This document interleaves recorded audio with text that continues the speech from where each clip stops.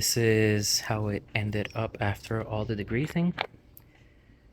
I did already treat a few of the spots with rust converter, as much more cleaner than what it used to be.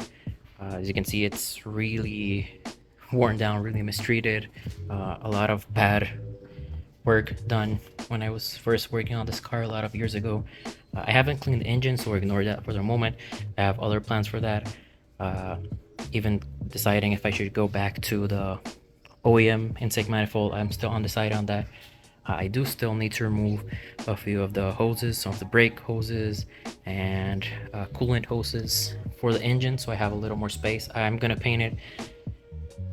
That was the main reason for I wanted to clean this, is to paint this. So I will be painting it with the engine still there. It's kind of a patch job till I have enough time to remove the engine and do a really good job. This is only, I don't want it looking like this, and I really want to finish and drive this car already.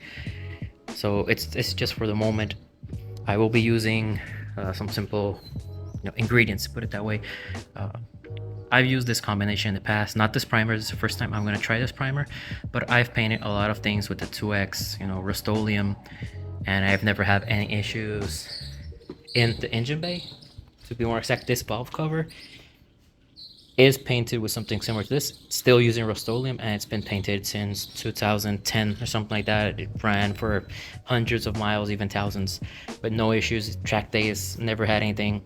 All of the damages are, hitting it with tool or something, not anything related to peeling. So if you do a good prep job, it should work. Hopefully I get the same results this time with the engine bay, so it lasts a little bit long. If you have any questions, recommendations, feel free to leave a comment. I think I'll end the video right here and start painting for the next one. Hopefully I can get that done quickly and have an update soon. Thanks for watching.